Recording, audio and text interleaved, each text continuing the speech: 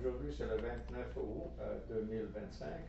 Nous sommes donc un vendredi et puis lundi c'est la fête du travail. Donc on dirait qu'il y a une tendance générale à considérer aussi le vendredi une journée de congé et ça fait 4 jours en total.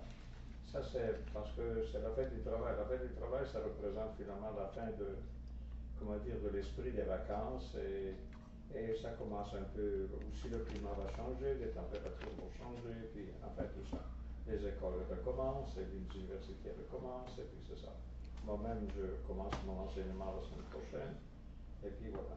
L'étonnant que écrit comment dire, l'université, c'est qu'il y a 800 étudiants qui doivent arriver au Canada et qui n'ont pas encore le permis par le Canada d'arriver. Et donc, c'est un problème un peu parce que ces étudiants arrivent, par exemple, 2, 3 semaines après que le cours ait commencé, et eux, ils doivent tout reprendre et tout ça. Donc, mais c'est ça, la bureaucratie est faite comme ça, et puis voilà. Donc, une fois dit tout ça, de quoi on va parler aujourd'hui? D'un sujet, deux sujets vraiment intéressants, à mon avis. Un qui s'appelle la pyramide illégale, et l'autre qui s'appelle MLM légal. Ce sont donc deux façons d'opérer le commerce, si on peut dire comme ça, mais un en forme de pyramide, et ça c'est illégal, et l'autre MLM, et là il est légal. On va voir la description de qu'est-ce que c'est le MLM, qui est en anglais, MLM, qui est en anglais, mais qu'est-ce que ça veut dire? Donc, le schéma pyramidal, ça c'est la pire, vraiment c'est illégal. Hein? C'est illégal, je crois, partout. C'est un modèle, c'est une arnaque financière en cascade. C'est-à-dire, les caractéristiques, c'est un système pyramidal est une fraude financière basée sur le recrutement. C'est-à-dire, on ne vend rien. On essaie de recruter les gens qui sont recrutés me payent moi, et puis à leur tour, ils cherchent de nouvelles personnes à recruter et puis qui vont le payer. Et ça fait une pyramide, justement, comme on dit.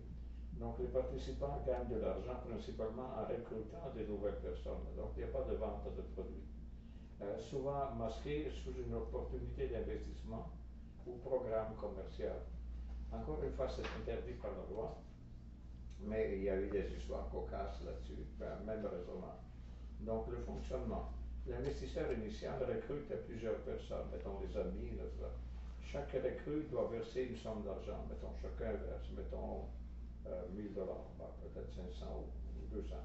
Ces recrues doivent recruter d'autres participants pour être rentables. C'est-à-dire parce qu'on paye au premier, on lui donne, mettons, 1000 $, mais pour ce 1000 $, il faut le refaire avec d'autres que moi je vais recruter. Donc le système s'effondre quand il n'y a plus assez de recrues. Tout à fait ça. Donc d'autres caractéristiques clés de cette arnaque. La promesse de gains rapides et élevés. Importance de recrutement, pas de produit. Donc, on recrute les gens, mais pas pour acheter un produit. Structure hiérarchique, peu gagne, la majorité perd, et insoutenable du côté mathématique, c'est-à-dire ça ne peut pas tenir une affaire pareille. Donc, un exemple visuel ici que vous avez à la page 6, c'est qu'il vous dit le niveau 1, il y en a un qui organise. Donc, il a 6 recrues, 6 recrues qui payent, mettons 1000 $ chacun pour le niveau 1. À leur tour, elles doivent recruter d'autres personnes, donc au moins on en prend 36 pour les 6. Et une fois que les 36 sont recrutés, chacun promettant de trouver, enfin essayant de trouver d'autres finalement recrues, finalement ça fait un grand total après 4 niveaux de 216 recrues. C'est clair que ça ne peut pas tenir, donc en quelques étapes, des milliers de recrues sont nécessaires. Et donc, clairement, ça ne marche pas, c'est une fraude. Est-ce que ça se faisait? Oui, ça se faisait beaucoup dans le passé. Enfin, je pense qu'aujourd'hui, on sait tous que c'est de l'arnaque, ces affaires-là. Mais dans le passé, c'était une distraction à faire ces affaires-là, certainement. Donc, il y a l'autre produit, donc à part la pyramide, c'est l'autre produit, ça s'appelle MLM. Donc, le MLM est légal. Les revenus sont issus des ventes réelles, c'est-à-dire qu'il faut vraiment vendre un produit. Et le mot MLM signifie multilevel marketing ou marketing en bon français, marketing à palier multiple. Terminologie un peu mystérieuse, mais Encore une fois, le MLM, il s'agit de produits à vendre, tandis que la pyramide n'a pas de produit du tout. Donc, caractéristique encore de la pyramide, c'est que l'effondrement est inévitable, donc les pertes pour la majorité. Il y a des risques légaux, c'est-à-dire c'est une escroquerie, c'est une fraude, et puis atteinte à la confiance économique. Donc finalement, tout ce qui est pyramide, c'est mauvais, mais le MLM, pas tant que ça. Mais est-ce qu'il y a des... Je reviens encore sur la pyramide. Regardez deux études de cas ici. Vous avez Herbalife, une compagnie qui existe toujours, elle est cotée à la bourse.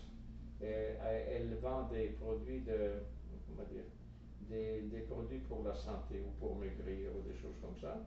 Et elle avait été en 2016 accusée de faire des ventes sous la forme de pyramide. Et donc, elle a dû payer un total de 200 millions d'amende. Malgré cela, elle est toujours là. Mais elle ne fait plus par pyramide. Elle vend des produits pour les vendre. Enfin, allez voir sur Internet, il vous raconte toute l'histoire. Ensuite, vous avez un autre qui est une étude de cas fameux parce que c'est quand même assez récent et c'est M. Bernard Madoff. Donc, lui faisait un Ponzi, c'est-à-dire un Ponzi scheme. Et le Ponzi scheme, on en avait déjà parlé dans une autre vidéo. Et le Ponzi, c'est que finalement, euh, enfin, pour le mettre simple par rapport à M. Madoff, c'est que M. Madoff passait pour être une personne, un génie de l'investissement. En réalité, pourquoi? Parce que si moi je donnais, mettons, 1 million à M. Madoff, lui me promettait le 15%. Et 15%, c'est beaucoup, au moins à l'époque. Là, on parle de 2010 ou même avant 2005, l'année 2000, etc. Parce que lui, il a fait ça pendant longtemps. Donc, il promettait à ceux qui mettaient de l'argent à lui, il promettait, mettons, un 15% de rendement, alors qu'à la banque ou ailleurs, on avait peut-être des rendements de 2-3%. Donc, il était plein d'argent. Et qu'est-ce qu'il faisait avec cet argent? Il payait les intérêts finalement, au premier qui avait mis l'argent.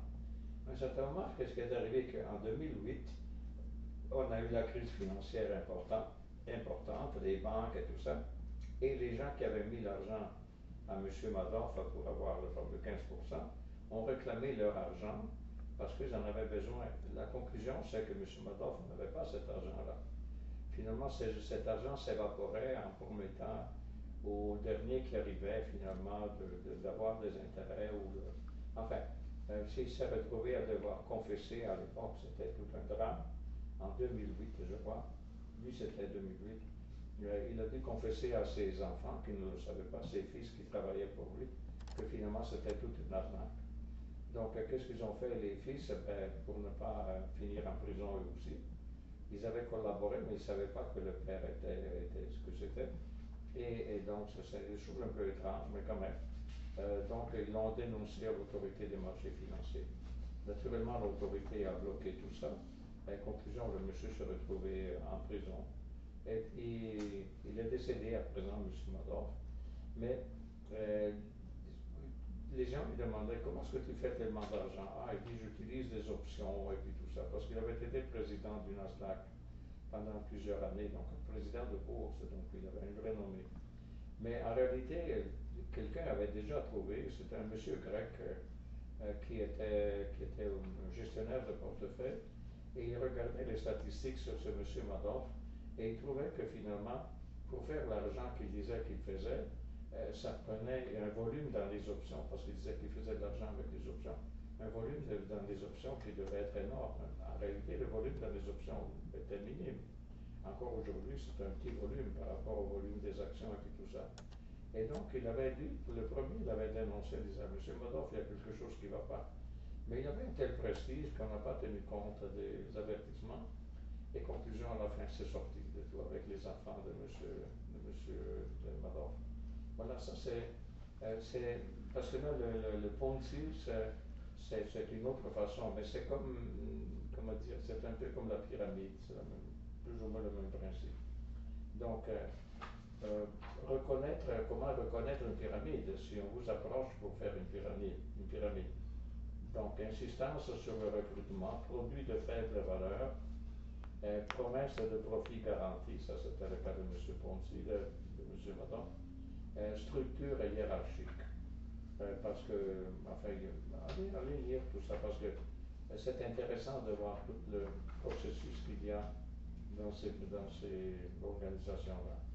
La conclusion, c'est que les systèmes pyramidaux sont illégaux et insoutenables. Donc, interdit de faire ça et interdit aussi, c'est stupide, de participer à ça. Repose sur la crédibilité et la recherche de gains rapides et importance de l'éducation financière, parce que s'il n'y en a pas, ben, on pense de pouvoir faire changer. Finalement, la dernière page fait la comparaison entre le système MLM et le système pyramidal. Donc, le système MLM, ben, vous le lirez ici dans le texte, mais j'ai oublié de vous dire une chose. Qui fait le MLM? Le MLM étant légal, il y a deux compagnies que j'ai constatées qui font ça. Et une compagnie, elle s'appelle Tupperware. Donc, Tupperware, c'est une compagnie qui, à partir de 1946, vendait, je crois, des articles pour la cuisine. Et puis, les gens achetaient ces produits-là et puis les revendaient à d'autres. Et puis tout ça, c'est donc Tupperware. Et c'est légal ce qu'ils font. Ensuite, parce qu'il y a un produit à vendre. Ensuite, l'autre produit, l'autre compagnie qui existe toujours, c'est Avon. Avon des produits cosmétiques. Elle existe depuis apparemment 1887. Donc, qu'est-ce qu'elle fait? Ben, c'est que des gens, mettons, achètent des produits de Avon et puis les vendent à des amis et tout ça. En même temps, les amis, s'ils ont d'autres amis, ben, ils peuvent eux aussi devenir des agents de vente. Et donc, ils ont des escomptes sur les produits, enfin tout ça. C'est toute une chaîne, mais ça c'est légal. Donc, Tupperware, si vous voulez le voir, ça c'est Tupperware. Et ça c'est apparemment depuis 1946. À l'époque, en 1946, les femmes étaient au foyer. Il n'y avait pas de femmes qui travaillaient. Aujourd'hui, tout le monde travaille finalement, hommes et femmes. Mais à l'époque, les femmes étaient à la maison à faire, je sais pas, le gâteau aux pommes. Et puis le mari, c'était le seul qui portait un salaire. Et donc, c'était une façon pour les femmes d'agrémenter finalement un rendement pour la famille, un gain. Et en même temps, ben, comme ça crée une relation, disons, amicale avec les voisins et puis tout ça. Et Avon, c'est la même chose. AVON. Les produits sont, c'est sur Internet, vous allez le voir. Et vous pouvez être, ils appellent ça un ambassadeur. Donc, vous êtes obligé d'acheter des produits. Et puis, une fois que vous les avez achetés, ben, vous essayez de les revendre. Et naturellement, là-dessus, vous avez une escompte entre le prix que vous avez payé et le prix que les gens vont vous payer. Et voilà, c'est tout pour aujourd'hui. Finalement, faites attention à la pyramide. Naturellement, c'est vraiment illégal et de participer et de la lancer. Mais l'autre, le MLM, bon, c'est pourquoi pas. Quelqu'un, ça. Moi, j'ai vu faire ça par des étudiantes de l'école secondaire. C'est-à-dire, elles ont, mettons, 16 ans, 17 ans, et puis elles veulent se faire quelques argent, donc ils vont d'un voisin à l'autre. Et puis finalement, ils essayent de vendre les produits de Avon. Et donc, c'est ça. Voilà, c'est tout pour aujourd'hui. Donc, bonne fête du travail.